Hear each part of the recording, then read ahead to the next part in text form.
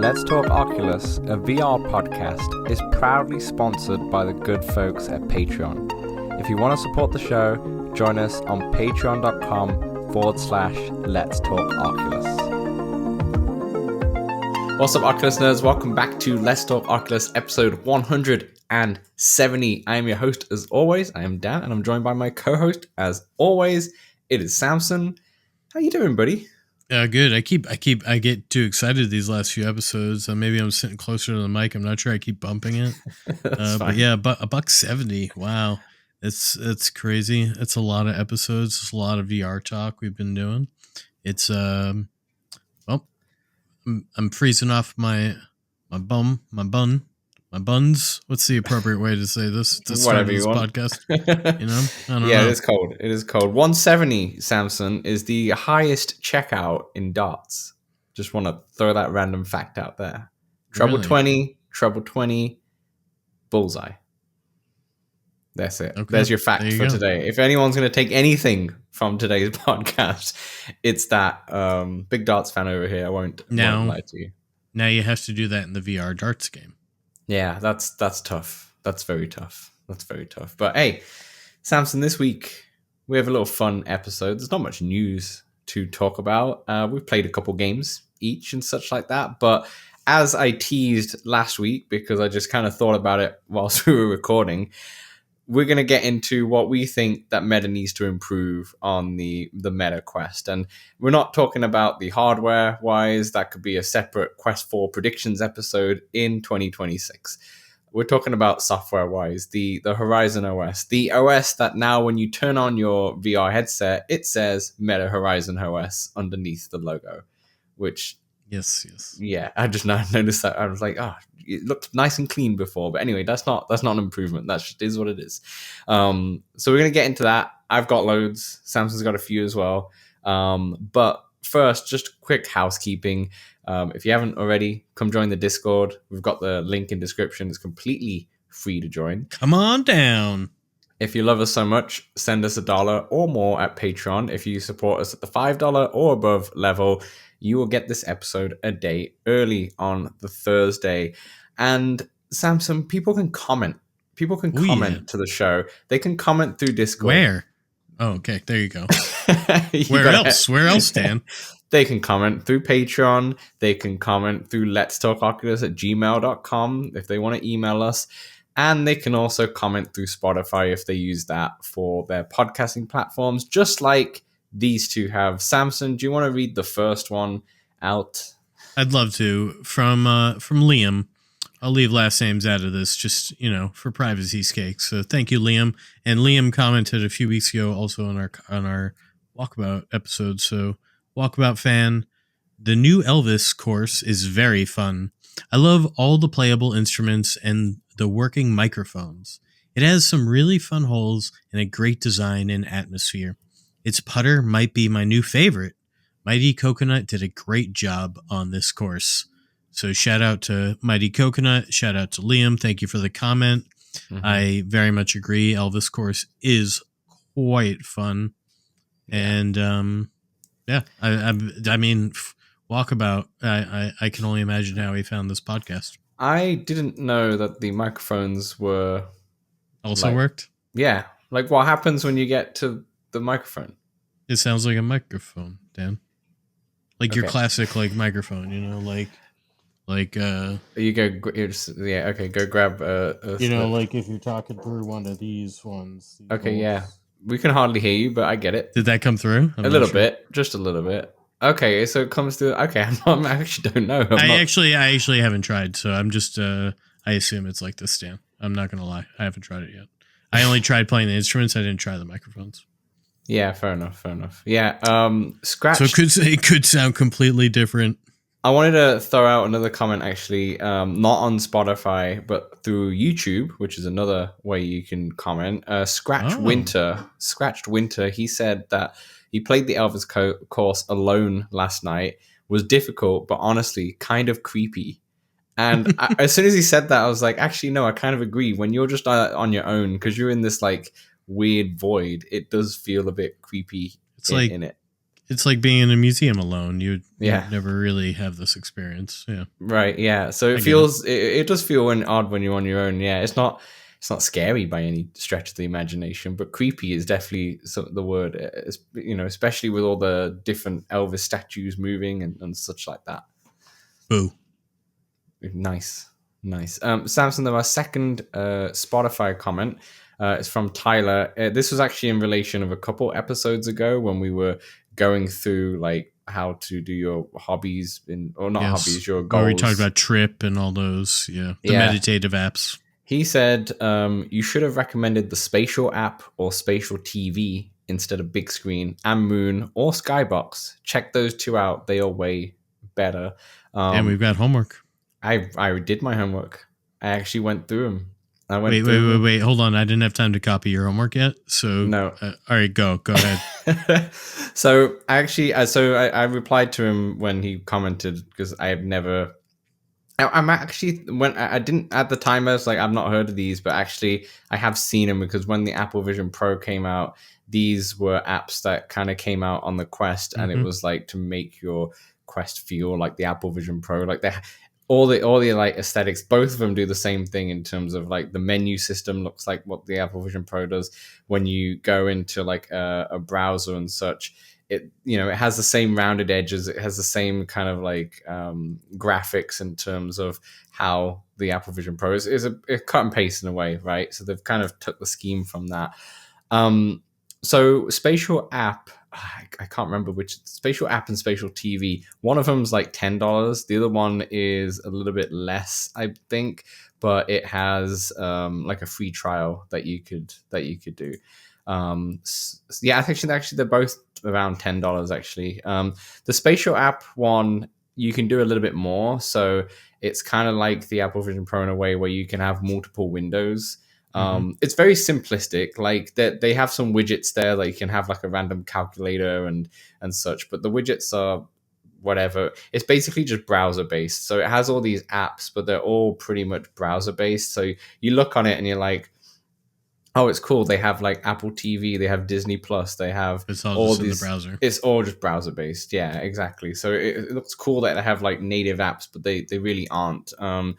But yeah, and that's the same with both of them. The easy way to think about it, Spatial App, multiple different windows, Spatial TV, just one window, kind of thing. The Spatial App, which is the multiple windows one, that also has a lot of backgrounds. So it has pass-through, but then it has like a deep space background. It has a night background. It has a green nebula background. Like these are all like images, essentially. They're not super high in resolution, but they're decent. They're decent. They're not like supernatural if you're playing that fitness game with those, backgrounds and such as you're playing. But it's decent. So with both of them, I mean, you can. I bought the Spatial TV one. I just did the 15-minute trial for the Spatial App. They're both very, very similar. What did you watch? So I logged into Apple TV on both of them, and then I also logged on it in the MetaQuest browser as well, and also tried it in big screen. And tried Moon VR, but realized Moon VR can't do that. That's strictly like local files or streaming from a PC. So I tried it in all of them. Okay, and I watched like the first 5 minutes of Silo. That's a series that I do want to get into, but I just watched the first 5 minutes because I knew that was one that a lot of people say you watch it in VR and it's amazing. Okay. So thoughts on all three of them. So the Spatial App and Spatial TV, very similar. Okay. I actually prefer the Spatial TV one a little bit better because it scales. There's more flexibility when it comes to scaling. But they both look kind of same. Maybe the Spatial App has a little bit better resolution because the way it scales is kind of fixed to a specific integer scaling there. They both sound better than the browser. So when I went on the browser, I actually haven't gone on the browser for ages, but I didn't realize that when you're watching an app like Apple TV, there's a theater mode and you can press that and you can watch it in pass through and you can dim down the background and such. There's no like special features. So the Spatial App and Spatial TV actually have like lights in the background. So, like if you had like strip behind your TV. Like big screen has or something. Oh, I got you. Yeah. Yeah, similar with like big screen backlighting. as well, but Yeah. like in pass through as well, which is actually quite a nice. It's a nice little touch. You do miss that one when you go into theater mode on the browser. All three of these apps have the same problem though. They are, in the end of the day, they are browser based, so it can be a bit finicky, especially if you're trying to like scroll through the content and such. It's browser based, it can be a bit finicky, and also they aren't in the perfect resolution. Like it feels like it's in 1080p. I'm doing this on the Meta Quest 3, so it should have like 4K and such. It doesn't feel like that, especially, and when you start scaling it as well, like obviously it looks a little bit, it doesn't scale to like, oh, you're now scaling to this size, so now I'm going to play in this 4K resolution. Like it's kind of, all of them feel like they're playing in 1080p, and then you scale them and they don't look as good. They look fine, like don't get me wrong, they look fine, but they don't look as good as like when I went onto my TV and put on Apple TV. Like it looks way more crisp that way. And I haven't got like the best TV or anything, but it is still a 4K TV, and you can see it looks much more crisp on the actual TV than it does in the headset, which kind of defeats the point of kind of watching it in the headset, right? You want it like look great on the big screen, but if it's certainly better, if you're alone. Yeah. Exactly, right.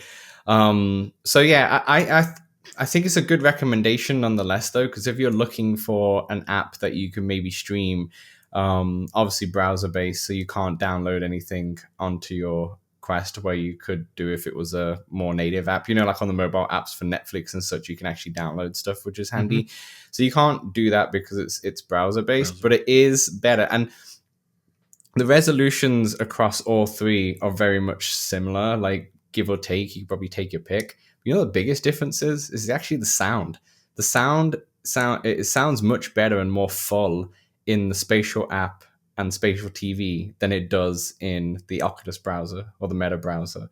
The Meta browser sounds tinny and such, and I didn't put my headphones on. I just used the normal speakers. It sounds kind of tinny and such, and maybe it sounds better with headphones.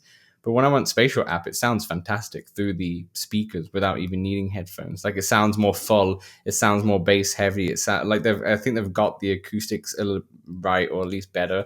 Where in the browser for the Quest browser, it actually doesn't sound that great. So I think if you're looking for like trying to just stream, for $10, I think that's a great suggestion. I'd probably go for the Spatial app. I think it may be overkill having like a bunch of different browsers open and such just to watch. What really is the difference? Like ultimately, if Spatial TV just allows you to have multiple windows, so so if you just want one at a time, Spatial app is like, yeah. And I think with multiple windows, I think they don't do as much. Like if it had more functionality and such, then maybe, but I think you're probably just going to watch content on this. So I think the Spatial app is a good idea. And then I did try it in big screen, and funny enough, it would not load. I put in Apple TV, and then as soon as I pressed play, the content wouldn't load, and it said error playing content. And once again, this might be just because of my own big screen, which has issues. I haven't tried it no, I haven't. I remember I thought about it. I was like, I know someone's going to ask me this, but I haven't tried it yet. So no, but yeah, good suggestion, Tyler. I would, if you're looking to do that, the best way forward so far is probably using Spatial app to kind of stream, because the options on Quest are bleak. They're pretty bleak. So yeah. All right. Samson, there's no real news to talk about, to be honest, not Quest-wise. Good thing we filled that segment with some comments. Yeah, thank you. Thank you for the comments. Okay, let's get into the main topic of the show. It might be a bit of a shorter show, actually. We'll see how it goes. Samson, let's talk about the meta improvements. Now, the Quest itself, it's a great piece of hardware. Both the Quest 3, Quest 3S, 3S might be just a little bit better than the actual Quest 2, but the Quest 3 is an excellent piece of hardware. There's obviously some gripes about it, but software-wise, we've talked about it on the Quest 2, and it's kind of run into the Quest 3, where there's lots of issues, or just like quality of life improvements that needs to happen to make it better. And now we've got this Horizon OS that's going to be used by third parties. Lenovo's going to come out with a headset soon. Asus look like they're going to be the first one to come out soon, but they're going to use that same Quest hardware, which is the it's the one, the hardware, sorry, the software wise, and I don't love it myself. So Samson, let's get into what we think that should be improved. I'll let you start. Let me know, or tell me, or tell the viewers and tell the listeners, what is one thing that you that you don't like, and what grinds your gears, and what can be Yeah. improved? The first thing that is log grinding my gear, it's just like it's really just mucked it up. My gear will not go because of this. It's atrocious. And then I got to get it out of there. The phone app. It's terrible. It's got so much worse. Every single year it's worse. It's I feel sorry for it. It's not really on life support, but I wish it were. But Dan, this now so Horizon dramatic. app. Yeah, this Horizon app, Dan. It's gone through it, okay? Because I'm sorry. The Horizon app, when you open this app on your phone, Dan, do you know what the screen is that you see? You see your avatar and half of menu up in the Yeah. middle and some worlds. Yeah, you see like the top, your shoulders and up from your avatar because a huge menu opens up for some reason. Every time. Right off the bat. Yes. Now, oftentimes, I'll give it to you. This is where I'm often going. But this is atrocious interfacing right off the bat. Because normally I'm going to my gallery or something like this, right? That's in it basically opens like all the settings options, right? Oh my god, this is where I'm going to buy games, and the store is this tiny little freaking icon in the top left. Okay. Then looking for games in the store, not great. Especially since it's been opened up, and I get like, wanting to open up, getting things off of App Lab and all that. But I feel like we're getting the worst of every world here. And like now everything's getting convoluted and you can't find what you're trying to find. Oh, but let me just sort by reviews. Oh wait, everything is a 4.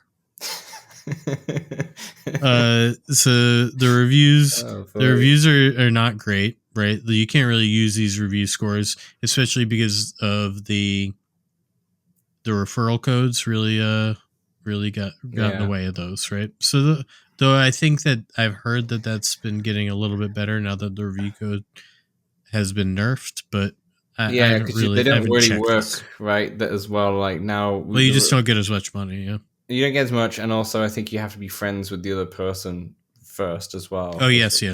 So like they've really done, which has helped with the comments for sure, but it's still not that great. Also, I love the referrals. It was a nice little thing. Anyway, moving right along, Dan, because sometimes when you open this app and you're like, oh, what apps do I have? Or let's say I have a friend in the Quest and I'm trying to change the app on my phone so they can go into a new app. It'll load like 9 of them. Lately, it's sometimes loads 15 of them, and then I can't go anymore. And then in order to refresh it, I pull down to try. You know how you pull down a screen to refresh it? Pulling down, but you pull down a little too far or in the wrong place, it just closes the whole menu that's now open. So, my God, it is worlds of frustration. I don't understand why and then Horizon Worlds are just being pushed like up the bum. All right. They're getting far up there, blocking up the intestines. Okay.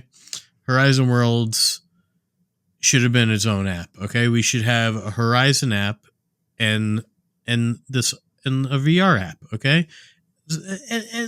And speaking of which, Shan, why do we need an app in the first place? Okay. I understand it helps, right? But what if I didn't have a smartphone, Dan? Could I even use my Quest? Everyone has a smartphone, but yes, fair enough. No, not everyone, because I've thought about it. I've really considered it. Going to the dumb phone, getting off of these algos. Fair. And then I had the thought, it was like, oh wait, I would not be able to use VR at all. No. So I didn't really have to question this very long. Anyway, Dan, that's the phone app. And there's so many more things with the phone app that like, it's just like altogether atrocious. That was a lot of likes because I don't really know how to fix the app, right? I'm not an app artist. Meta has thousands of people working for them. Best. And millions of dollars, okay? Meta's stock is just soaring on the gear, okay? It's fantastic. Use some of that money to stop laying people off and get some structure. It honestly, it feels like they've just had so many different people or teams working on it, and everybody comes in with their so I've now worked under two different supervisors at work, Dan. Okay, a little anecdote here. So when my first supervisor left, we had an interim supervisor from out of state who came to just help my new supervisor get a lay of the land and help with the transition. But this guy, he needed to put his footprint, right? He needed to have some sort of impact for us. So he completely changed our mailboxes for no reason. I assure you it did. Like it's pretty much the same. Okay, it's just new. It's just the way he does it instead of the way the old guy did it. Okay, and that's how I feel like this app has gone through. It's just gone through somebody being like, "Nah, this is the way it should be," and then they're just band-aiding. It's, anyway, Great, greatest point there. Like, there's so many points actually I wanted to touch on. First of all, actually, the app is actually something that I like, and I don't wait when I finish it. I'd like to buy my games through the app instead of on the Quest. I just because sometimes that's what I do too. Yeah, because I like prefer to just buy them on there because I find it a little bit easier just to go browse and I can casually, and I also can preload it, which is really nice when that does work. Sometimes it doesn't, but that's another thing. So I like that aspect, but yeah, what you're saying is perfect. It's the app since the like inclusion of it in Quest 2. Maybe I guess the original Quest had an app too. But from the Quest 2, from what my knowledge is that it's got significantly worse every single time. And then when another big update happens, which happened recently, it's absolutely awful. It gets even worse and worse and worse. And you raise a good point. Like I think you're right where there might have been just too many cooks in the kitchen, or like there might be the fact that instead of having one core design team or person who kind of looked at the whole app and judged about how the flow is going to be, there's like one team is working on store, one team is working on the horizon, one team is working on this, and then they kind of scrapped that when they really wanted to push Horizon Worlds, and now it's a mess. And you're right, it's like the Horizon Worlds that also get shown, they look awful. It's not like they're showcasing the best of the best and it's like, oh, this actually looks interesting, I kind of want to hop in. It's like some random person's created some random world, and and the same it happens in the store as well when you search for something as well. Like it gives you Horizon Worlds, and it's like, I don't want that. I'm not against the idea of Horizon Worlds. People wanting to play Horizon Worlds. I do social VR, but most of the time I'm opening that app or my headset, I already know where I'm going, right? Like, and I'm just trying to get there. And the fact that I've got to sort through and swim through Horizon Worlds in order to get where I'm trying to go, is frustrating. Yeah, it's fine. Like the actual store being a little icon in the top left is a bit silly. It's promoting your avatar so much, but as someone who doesn't use Horizon Worlds at all, like the avatar is meaningless for me. Like New avatar is nice though. I'll give them that. Fair enough, but it's meaningless to me though. I see my avatar every time, and I'm like, I don't. It doesn't matter what I look like in this avatar because any game that I play does not use that avatar. Like, and what I'm using, right? Just the 4 VR games, the Drop Dead maybe. Yeah, very few. That's fair enough. But Walkabout that has its own one. So and it forces you to make the avatar, and that's fine. I don't mind anything about that. But yeah, the whole app is just completely. It needs to be in Scratch, and I like your idea in terms of just separating Horizon Worlds into a different app altogether. I think that makes sense. It's probably too late. They won't want to do that, but it makes sense. And yeah, it's atrocious. Damn, the toothpaste just won't go back in.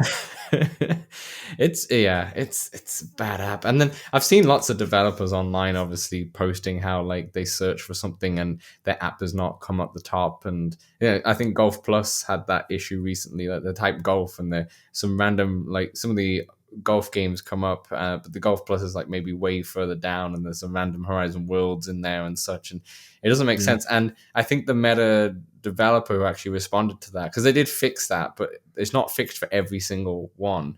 I think it had to do if you own the app or if one of your friends owned it. Yeah, so what they said is that the way they do the store is that when you search for something, it will show you everything that you don't have. And you can see that, like, I went on the Quest Plus games catalog the other day, and it showed me all these games that I haven't played, and then at the bottom it has everything that I actually already owned. And I can see the benefits of that, but if you've only got like a handful of golf games and the two that you have are the best ones by absolutely far, just have them on the top. Like, I'd prefer it just ranking, like when I do the search, like the best ones or the well-rated ones at the top and such, even if I already owned it, because then I can know, I'm like, oh yeah, I already have these. Yeah.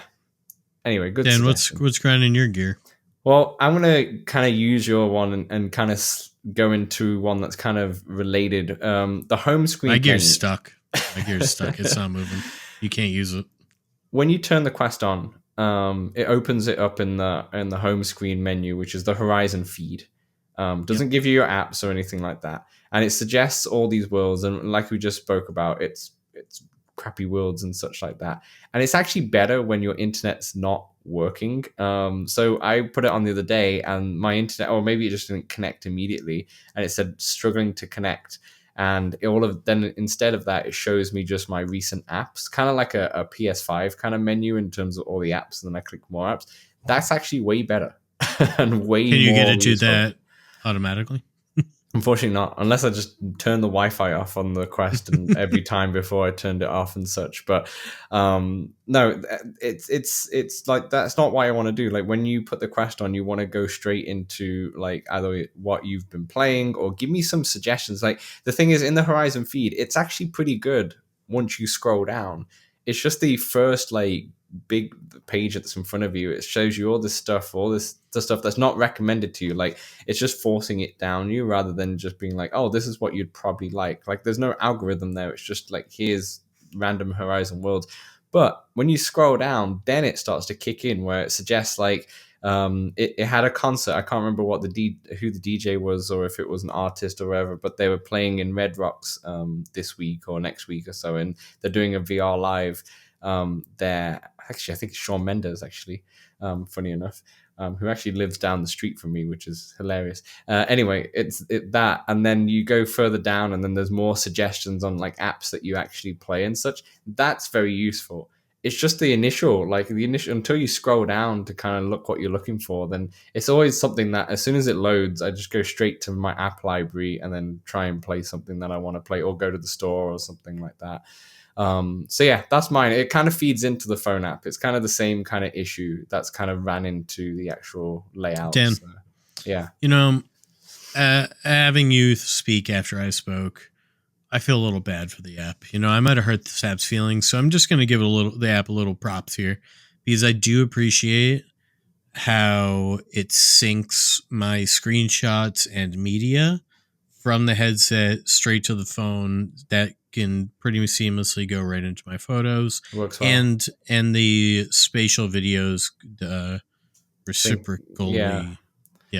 I also, if we're talking on like positives, I actually like the new menu system where you click the hamburger menu and it has everything, and you got the for example, your store codes. Like, we get a lot of like obviously game codes from publishers and such, and that's right in there and such, and it's not like hidden. Like, you just go on the menu and you scroll down, it's there. MetaQuest Plus is there if you want to have a quick look at the games and such and download them.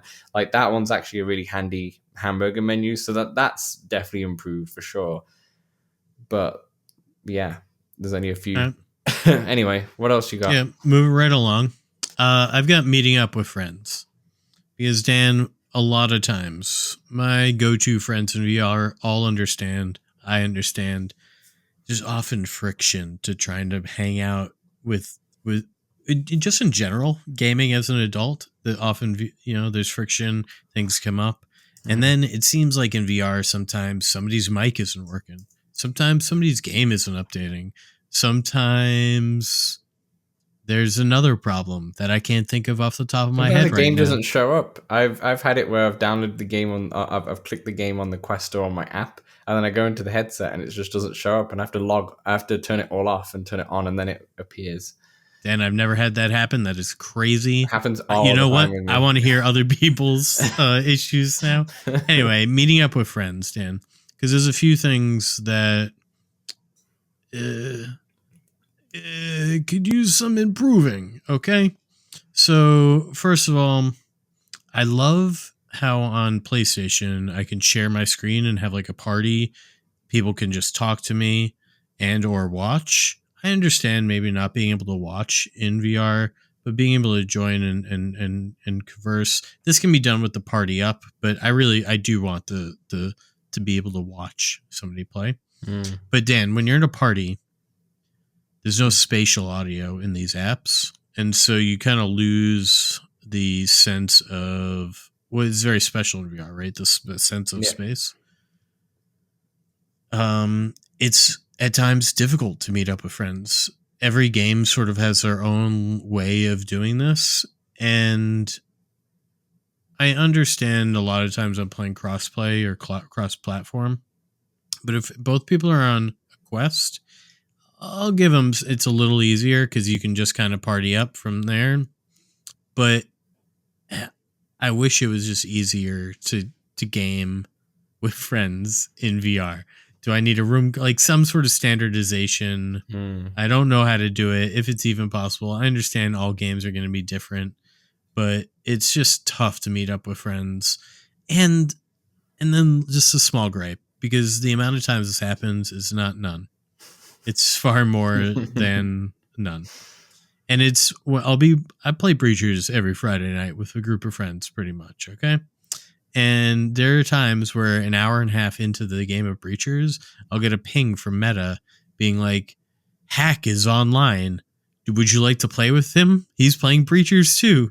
I'm like, oh, thanks, Meta. Thanks for letting me know that I've been playing with my friend for the last hour and a half is online. Chimney crickets, Dan.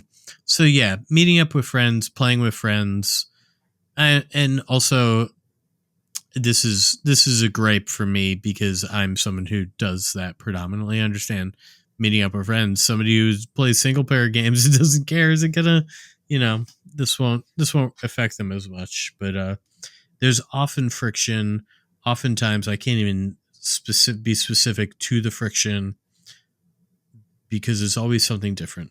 But meeting up with friends needs to get better.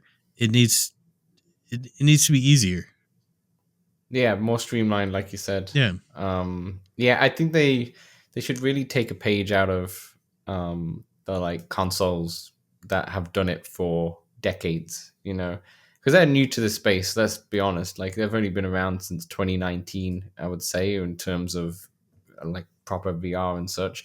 So they are still like fairly new to the space, but yeah, it's sometimes I reckon with Meta, it just could be like their one year their intentions are this, the other year their intention this, and their focus goes elsewhere and elsewhere and elsewhere, and then these kind of things fall through the cracks, and then they try and fix it, and it just gets more and more bloated and more complex, and the whole thing needs to be like redone. Another small little gripe, but everybody's called a follower or whatever. I don't understand that. Can we just be like social media? Yeah, can we just be friends? What does it mean to be a follower? Yeah. I ain't no sheep.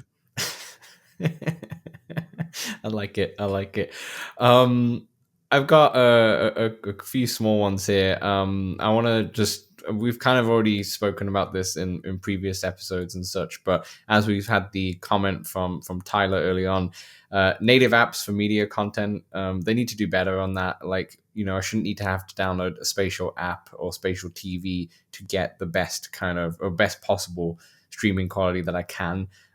It should be a native app on Quest. Like they advertise it, they show like you're using it on airplane and such, but in reality, it's much more difficult. You think of the Apple Vision Pro. Okay, granted, it's so much more expensive, but it's nothing to do with the hardware. It's the actual software itself, where it has Disney Plus, it has Apple TV, obviously, it has Prime. No one's got Netflix, and that's fair enough. They don't feel like they want to get into the VR game. That that's nothing that they can do.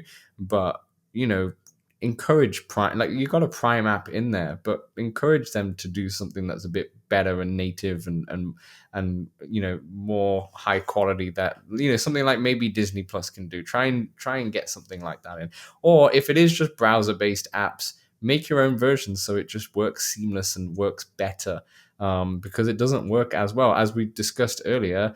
The sound does not sound that great compared to these other two apps, and that doesn't make any sense, right? So they got to do better when they need to have a native TV watching app that has all of these in. Like I said, whether or not it's a native app for Prime or a native app for that you can just click, you can save a bookmark and go to the TV app, but they need to have their own, and they need to make it good. Although at the same time, they have their own like remote desktop, and it's not the best either. So it's, I don't know. Pick your poison.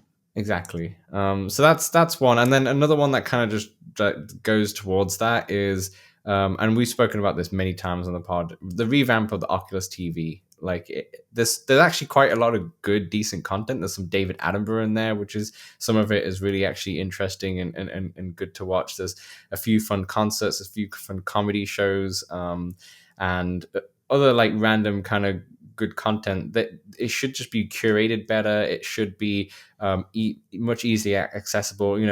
It's Martin Luther King Day in the States for when we're recording this, and there's some good like content on there for Martin Luther King and kind of everything that kind of he represents. But it's also so hard to find, in there. We talked about stuff like the JFK documentary, which is fantastic, but you got to find it, or you got to know what you're looking for. You got to see it online or listen to it on this podcast to kind of find it, where it should just be front and center. Like these, there's probably a good 30, maybe 40, maybe a bit, maybe 30, 40 of like really good like videos or content in there that you could make sure you show it at the top. But it's always like you go in and they might have like the featured one, maybe like the Sabrina Carpenter, something like that they've actually funded. And then you've got like all of these random like horror jump scare stuff and roller coaster thing. And these like random ones that have been on there since like the beginning of Quest, and it's still just there and they're at the top and such. And doesn't make sense. You promote this, you market it like the TV is a big feature for VR. Make a good app that utilizes it well, and you've got an Oculus TV app there, and it's pretty bad. Have the ability where you could just download all the content if you wanted to locally, so you can watch it at the best quality possible. Those kind of things. Like, these are simple things that like other apps can do in VR. There's other like concert apps, there's other different types of apps for TV that you can like there's the Felix and Paul Studios app that you can actually download the full content so you can see it in proper, same with the JFK one. But it doesn't make any sense, right? Because it's what they advertise, it's what they push, but they don't have it, and they rely on other apps, but it's hard to find those apps, as we've discussed in the previous points, right? On which one's better and such. And like even and the Oculus TV, like why not just have like a voting system where you can just thumb up content and then have that pushed to the top? Like have something like that will work. When you go to a new app, like a listening app or YouTube or whatever, and they ask you a bunch of different questions, or a new TV app, and they're like, oh, are you interested in this TV show, and then they could curate the content. Like when you sign up to Spotify for the first time and they ask you a bunch of stuff. Yeah, absolutely. So make native apps and better TV watching apps, because otherwise a lot of people will use it, but I tend not to, sometimes, but like I'd sometimes just download the movie I want to watch it. It's the only way to do it. But anyway, you got any more? Yeah, I got one more, Dan, because there's a lot of studios, a lot of VR studios, because a little back in the day, Meta went and ate up all these VR studios. And a couple of them, they went, we're not so sure about that. And they shut them down. And so I'm just curious what a few of these studios are up to. And Dan, I was not the biggest Echo VR, Lone Echo. I played through most of the first Lone Echo. Haven't played the second one yet. Quality game, Dan. We've talked about this a little bit on this pod game, yeah. in the past. And I fully believe that Lone Echo could run on the Quest 3. Mm-hmm. And I fully believe that Echo VR, though somewhere in the grapevine, I think I remember reading 10,000 players, as a community, which isn't huge. But there's a lot of VR multiplayer studios or just devs out there who would be drooling at the idea of having a 10,000, just 10,000 user base. Boom, right there. And so I really wish they had, I don't know, auctioned it, offered it, sold it, somehow kept alive Echo VR. And I wish Lone Echo came to Quest 3. I wish they found a port studio for it. I wish Lone Echo on the OLED of the PlayStation. Please, come on. What's going on with all of these studios? Let's get some quality games out there. And let's just not let... I don't want these old ones to die, Dan. And I feel like it'd be easier with Lone Echo, but really like Stormland, Edge of Nowhere, all of these games, I just don't want them to die. And I feel like they still hold up. They will for sure. Will for sure. Yeah. You're right though. Like it's good. There's a lot of good content in somewhere in the ether. That it's just stuck on the Rift basically. It was a little too early. Yeah, a little bit too early. These apps are great. The hardware probably not so. Or you needed a bunch of hardware to get it running. But these will still hold up. Lone Echo will still hold up. Stormland will still hold up. All these Half-Life Alyx, obviously that won't come, but still hold up, right? All of these apps will hold up. They just need someone to kind of port it over. And they could easily do that. I would think so. I mean, I'm no VR dev or anything like that, but you think of something like Asgard's Wrath 2, something like Batman. If they can bring something like that, surely they could bring Lone Echo, which came out in 2020, 2019, no, 2018, 2019, something like that. Came out a while ago. I remember Lone Echo 2 came out 2 or 3 years ago now. Actually, it's 2025. God knows. Everything feels like a few years ago.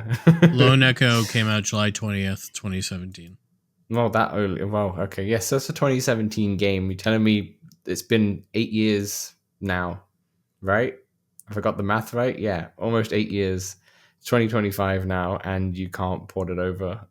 It would be good, At the same time, they've closed down Ready at Dawn. They closed down that studio, which could have done it, which is a real shame. Sometimes I don't know where Meta's head's at in terms of Quest. Like, if it with the new glasses and such, is that where they're kind of going now, and the Quest is going to be an afterthought? I don't know. The Lone Echo recommended specs are NVIDIA 980. And 980. It's not even 1080. It's 980. Yeah. Yeah. Okay. Fair enough. Okay. Just a couple more then. One, we've talked about this so many times, but the folder structure, the ability to delete and hide apps. They've said that delete and hide apps are coming in 2 updates now, and it's still not there. I still can't delete or hide apps.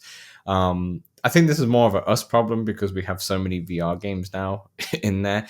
But the reason why it'll be handy with a folder structure is because they're all kind of plastered there, and it'd be so handy to, even if you could put them into a collection. I'd love folders. I'd do mixed reality folder. I'd do rhythm game folder. Yeah. Is multiplayer folder.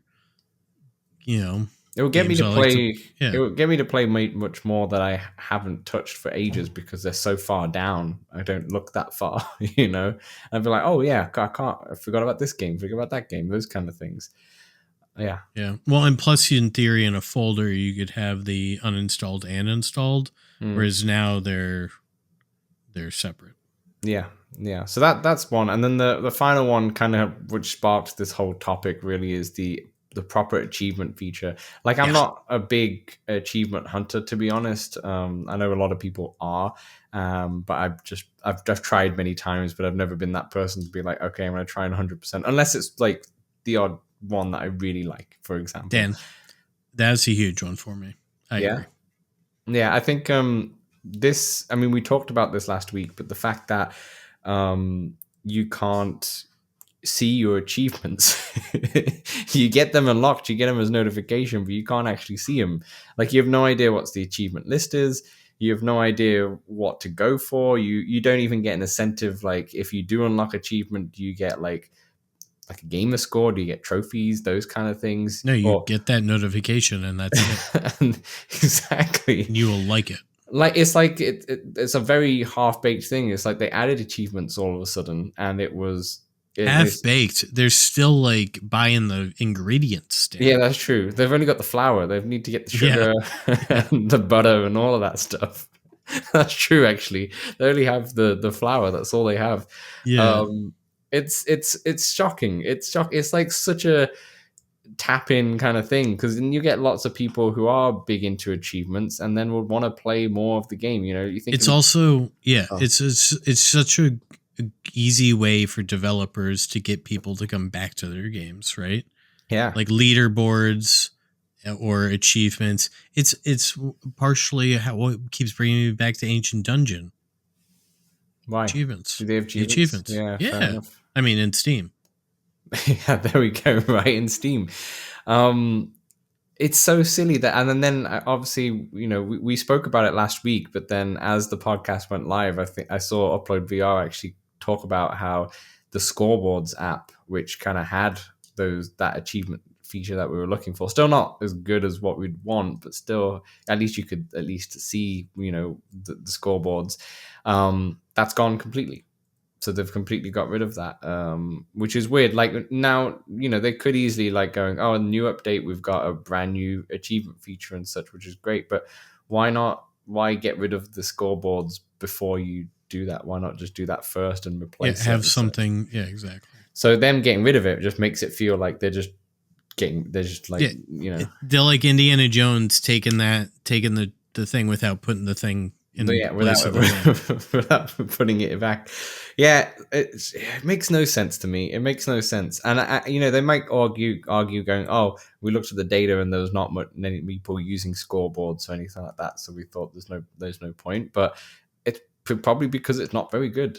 You know, once again, learn from Xbox, learn from PlayStation, learn from Steam, learn from these places that have done it for years and years and kind of perfected it. You know, and just copy them. Or do something incredibly similar with a slight. That's what PlayStation did. They basically copied that from Xbox and you know, made a slight and now it's amazing. You know, the fact that you can get like platinum trophies and it feels pretty cool with the different tiers and such. Great idea. You know, just copy that. So anyway, I feel like we've. It's not a negative episode. It's just more like, come on. We just had to get this off our chest, okay? Yeah, exactly. Start this new year, and you know, it could be better. It can be much better, and you know, you never know. By the end of this year, it could be better. I don't know though.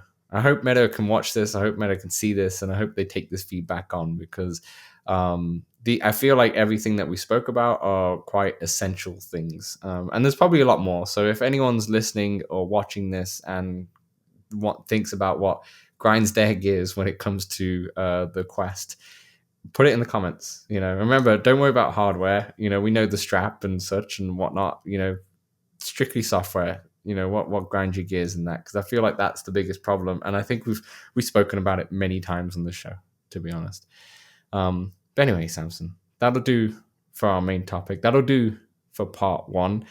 In part 2, we'll get into the games we've been playing and the games that are out this week. So we'll see you then. Hey, we know public lobbies in VR games can be a bit toxic, feel a bit empty at times. That's why we created the Let's Talk Oculus Discord, a friendly community that you can join for multiplayer meetups, general VR chat, the game, and chat about VR, fitness motivation, and There's even a very impressive 3D printing channel. Join over 100 of our community members in the Let's Talk Oculus Discord for free. The link is right in the description. All right, welcome back to part 2 of Let's Talk Oculus, episode 170. Let's talk about what we've been playing. Samson, you been playing much this week? I wouldn't go so far as to playing much, but I've been playing a little. How about yourself? Oh, Not sorry, much. you It's taking okay. a drink. I really wanted to get into a piker, but I didn't get a chance to. I've got it on the Quest; it's all loaded up, but or maybe next week. But I did get into one game. I did get into Shardfall. Shardfall is the fitness app that I was really interested in. I Did a good workout? It's okay. It's okay. So I'll give you the quick part of it is that it's probably really fun for people beginning their fitness journey, maybe who need a little push and just want something more lighter. Probably for people who have done a lot of Fit XR, Supernatural, Les Mills, or something like that, it's probably a bit too easy for them. But do you feel like you have to like? Can you change the difficulty as you play, or as you progress in it? Okay. You can change the difficulty, and it does progress to make it gets a bit harder as you continue. So there is some progression, but I think you'd still prefer. I have much more fun playing Les Mills, for example, Body Combat. Mm-hmm. I think that's much more fun to play, and a lot more atmosphere. So let me get into it. So for those of you who don't know, Shardfall is a fitness game, but it's designed to be more of like a game, shall we say. There's a whole story mode in there, light story mode. But essentially what happened, I did a whole hour in here. So I did like a whole hour workout. The first 30 minutes was kind of tutorial because there was 3 tutorials that you had to do, and they were all 10 minutes long. So I was just showing you different different enemies that you had to fight, different kind of ways that you can kind of traverse. So you're doing a lot of running more than anything. So you're running on the spot. It's kind of like gorilla tag kind of style, where you're moving your arms. But gorilla style, okay. It got crazy in here. But I was basically running on the spot. And note, if you're going to run on the spot, don't do what I did and do it just with my feet. Rather, you wear your shoes when you do it. You were barefoot. Yeah, I wasn't barefoot. I actually had my socks on, but it hurt the ankle. No support. Yeah, it hurt my right ankle at the end. So definitely wear shoes. But essentially, you're running to these fights. Essentially, okay. And as you're running, in the tutorial 1, you're basically just running, and then you get to the fights. In tutorial 2, they show you that you can jump as well. So there's some these hurdles. So you have to squat down a little bit, but then jump up, and you jump high.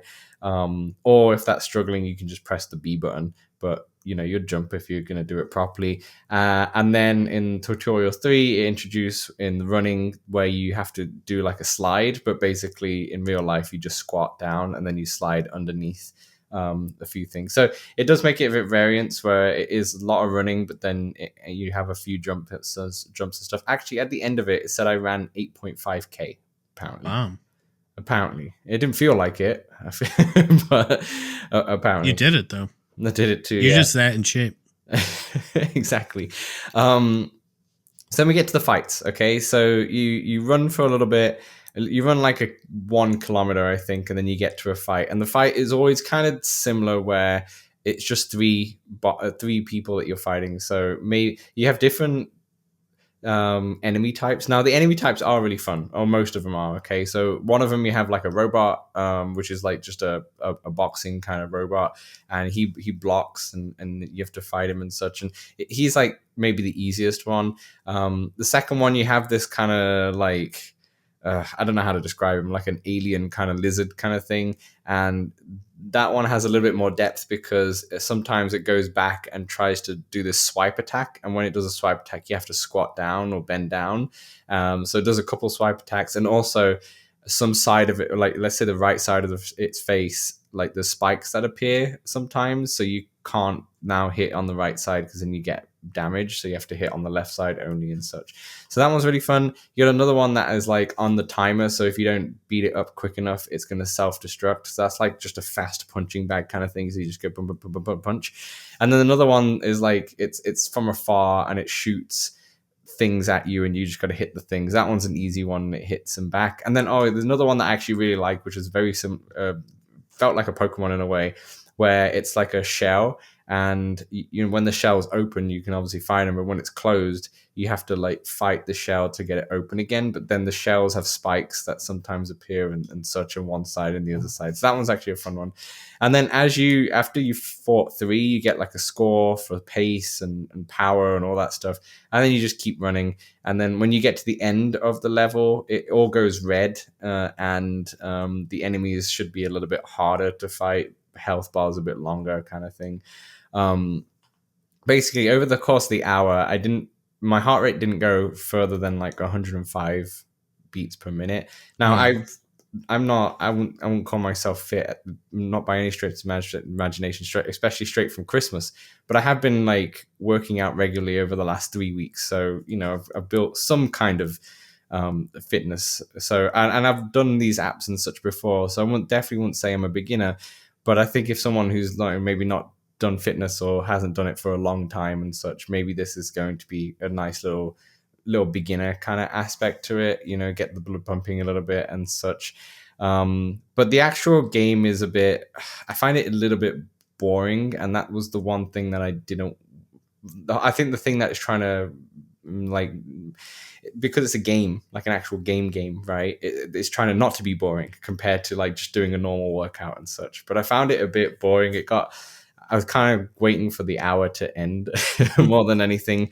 I was still doing it and still fighting them and all that stuff, but it felt very repetitive. The enemy types were fun, but it was just very, very repetitive. And it's just music in the background, and then it has some words, but then it's all like just text based.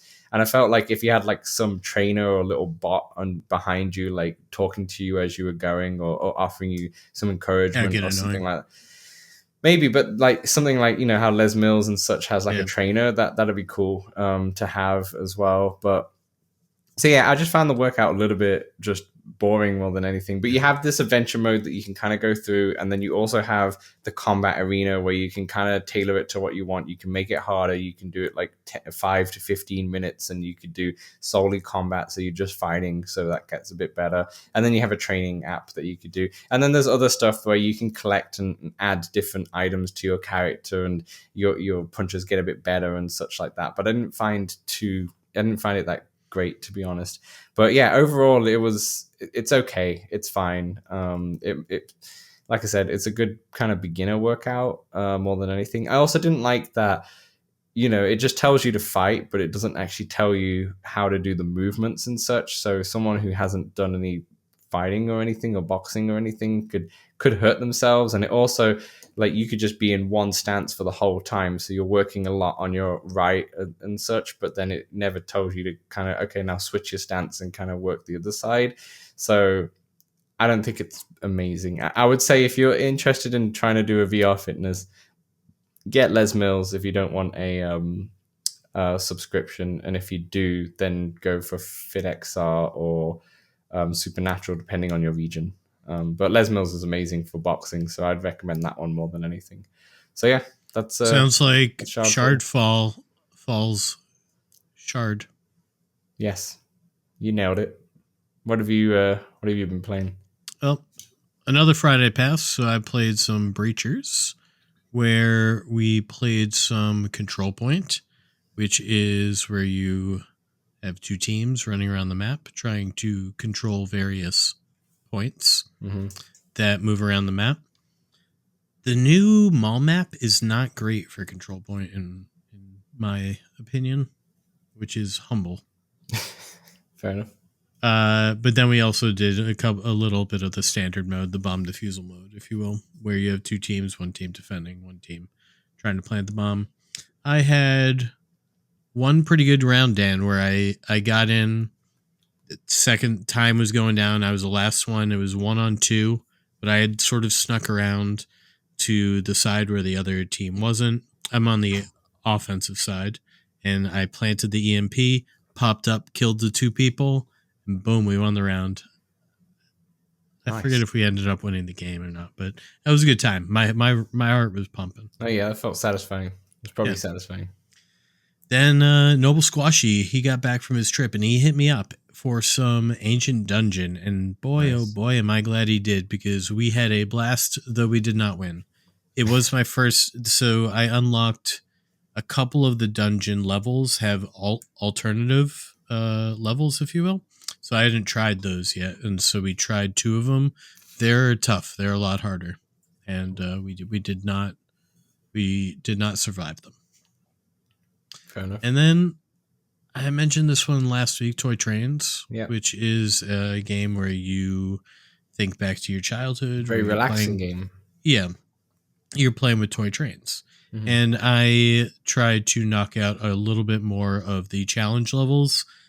It turns out there's a good amount of them compared to what the main game was. So I feel like it's like basically doubled the size of the game. But yeah, you just did the campaign, right? You just finished the campaign itself. Yeah. It kind of felt like one big long tutorial for the challenge levels. But yeah, I'm enjoying it. Nice, calm, relaxing. If you're into toy trains or those types of puzzles, building trains, all that jazz, good time. Then I saw this Movie Pass. So I've been a Movie Pass subscriber before in the past. Okay, so you pay monthly to go see movies. So Movie Pass has a MetaQuest app, and I was like, this is interesting. They only show trailers, and there's a lot of them. I watched one trailer. It was pretty good quality. It could not make the screen bigger and smaller, or at least I could not figure that out. And you're not in like a theater or anything, which is weird because it's Movie Pass. So you're just more in like a void where there's a movie screen there, and you can select all the trailers you want. So if you're looking to watch movie trailers and don't want to watch them on YouTube, you can watch them here.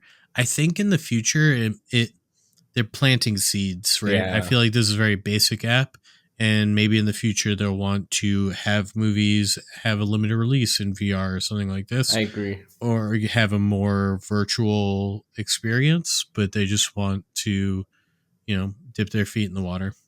I agree. I used to love, when I was a kid, Apple used to have an app called Movie Trailers. I think that's what it was called. You can get it on your phone, but obviously before the phones, you could just get it on the computer and such, or you could just go on their website. It's called Movie Trailers, and it had just a bunch of just trailers, and it was all in like the great quality, and it was always a fun way to kind of see what was coming out by just looking at not on that website. I think they probably still do it, but obviously not used as much now that YouTube is so big and all that stuff. So yeah, this kind of reminds me of it, which is really cool. But yeah, like you said, I think because it's such a basic app, it seems like it's just planting the seeds. And I didn't know what Movie Pass was. I'd never heard of it, to be honest. It might be more. It might just US be in US. Yeah. But is that just kind of like another Netflix in a way, or Movie Pass? You pay monthly to go to the theater. You pay $10, however, $20. There's a few tiers. Oh, I see. And you basically get a certain number of credits per month, and then based on when you're going to see these movies in the theaters, there's a certain number of credits. Yeah. So let's say you're $10 a month, you get 34 credits. One weekend movie at a prime time might be like 28 credits. Yeah. So and then those 7 credits over will just keep they'll roll over. So eventually you get etc. They have it used to be unlimited movies for a flat fee, and then they lost a lot of money. Yeah. They used to. I'm not. Maybe they still do in the UK. I mean, it's been almost 6 years now that I haven't been, living there. But they used to do the same, where it wasn't Movie Pass, but like each cinema chain had their own like unlimited. It would be, I think it'd be like £100 or like $150 or something like that a year, and you could just go as many times as you want. I'm not sure if they still do that now, but in Canada they have something similar where I think it's like $10 a month Canadian, and you basically get one free movie a month, and then you get discounts and such. So kind of similar to that. But when you said Movie Pass, I was thinking it was like another app Do they have an app at all? Like, is that a thing or? I mean, or- the app is called Movie Pass. No. Sorry. Do they have like? Can you watch movies through them as well, or Oh is it no, just no, no, no! solely It's like to go all into just the? yeah. It's Oh, all okay, fair sorting enough. out going to the theater. Yeah, fair enough. In that case, then I'm not sure if they're gonna do like their own proper theater. Maybe in the future. But can you log into your own movie pass in here as well and such? I Like, didn't try. yeah, fair enough. Maybe you could. Maybe you could. Okay, that's interesting. Um, I'm gonna have to give that download if I can. It might just be US only. I'm not too sure. Excellent. Okay, sweet. Let's round off Samsung with the games out this week because there's only one game out for the Quest at Let's least. do it. Do you want to say it because I feel like this game is right up your alley? Yeah. Do you want me to say it or do you Sing want it. me to sing it? Because the game out this week is Realize Music, Sing. Experienced singer or just finding your voice? Realize Music, Sing encourages you to sing for yourself and discover the joy of vocal expression. Perform solo in the privacy of your room or share your playlists with friends. The app offers a personal and profound music experience. Enjoy an unprecedentedly large music library. Ooh, that's pretty big. With songs from the biggest artists in the world, AI-powered music discovery. Oh, there's a keyword, Dan. Receive personalized recommendations based on your singing habits, helping you discover new favorites. Customization. Personalize your world with colors, visuals, and interactive 3D tools to make every session truly yours. Sing yourself. Singing is scientifically proven to reduce stress while engaging your breath and encouraging relaxation. Whether you're seeking creative expression or calm, Realize Music Sing offers something for everyone. Oh, nice. Great end right there. It's a subscription required for this app. Unsure how much it is. Oh, hold on. It's you get a 1 week trial, and then it's $10 USD a month, or 100 and probably just about 100. I'm reading this in Canadian, so I'm trying to like translate. Probably $100 a year, if you wanted to go all out. Just about. Yeah, I don't know how this is going to do well. We actually have, there's someone who lives, I don't know if it's above us or like 2 floors above us, but they sound like a proper singer because they are singing and they sing often and they're like just practicing on their vocal cords or actually singing Katy Perry or something like that. Nice. So I don't think I can be that person and download this and annoy everyone else. I'm good. So yeah, fair enough. This might be good for my sister or someone like that, But yeah, not for me. Not for me. But if you are into singing, there you go. It's in fitness and wellness. It's in fitness and wellness. Samson, that's our show. That's everything we've got to Nice job. talk about. There's a lot of getting things off our chest in this episode. I've seen Samson. You have seen. Oh, you're ending the show. I was just going to say before we end the show, do you feel calm now that you've got a lot of stuff off your chest? Yeah, no. No, I want to see these improvements before I get calm. I want to see these improvements. Okay, that's everything. Let us know, obviously, in the comments or in Discord or all the other options that I said at the start of the show. What stuff that grinds your gears, what you've been playing this week. Let us know in the YouTube comments and such. Comment on the show, and we will read out a few of them on the actual show itself. Thanks everyone for listening. Thanks everyone for watching. This has been Let's Talk Oculus episode 170. I've been Dan. He has been Samson. He's not seen him. He is him. And we will see you next week. I look in mirrors a lot.